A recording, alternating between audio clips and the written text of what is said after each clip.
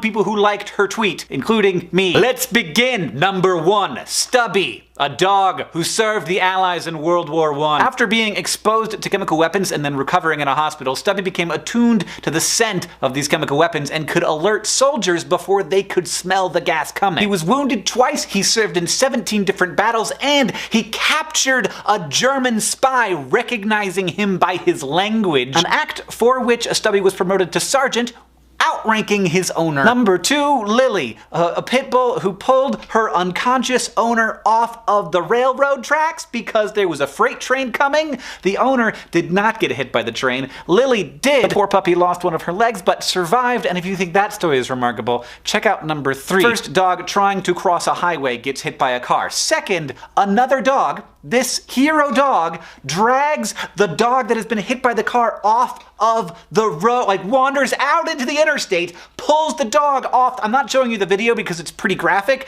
and terrifying, but I don't know, like, why is this dog doing this? It's, I guess just because I'm supposed to cry today? Speaking of dogs rescuing people, and there are so many wonderful stories of dogs rescuing people, we have this cat, who is clearly a cat, but is nonetheless a very good dog. Number 5. In the 1950s, some Russian scientists went out onto the streets of Moscow to collect stray dogs, thinking, these dogs, they're obviously used to extreme circumstances. They tested and trained these dogs, and one of them, Leica, was sent into space and became the first animal ever to orbit Earth. Also, the first animal ever to die in orbit around the Earth.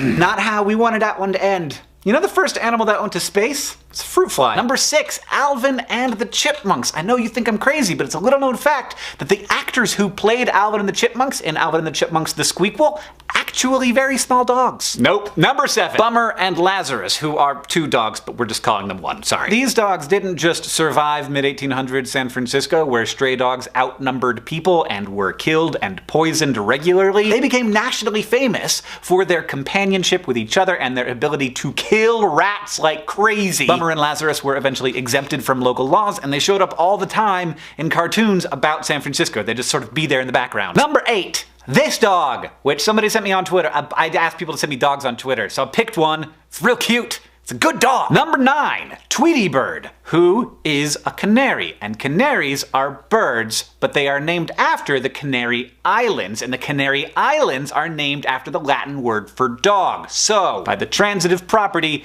Tweety Bird is a dog. Boom! Number 10, my dog, Lemon, who passed away this year. And as we all know, the best dog is your dog. And there's nothing wrong with that. Hey, I understand why a lot of people wanted me to talk about puppies today. It seems like we're in a much more tense moment than we were a couple of years ago, and it does seem like that's gonna get worse before it gets better. We're being asked to pay attention to a lot of different big things all at the same time. And the way that we're fed content about what's going on in the world right now is inefficient, and it's overwhelming, and it's manipulative. Too frequently now, the people who are tasked with trying to inform the public are trying to win rather than trying to inform. And that is something that I'm getting super sick of. But there are still good dogs, and there are still good people. And in the coming years, we can't choose between taking care of ourselves and taking care of our world's problems. We have to do both of those things. John, I'll see you on Tuesday.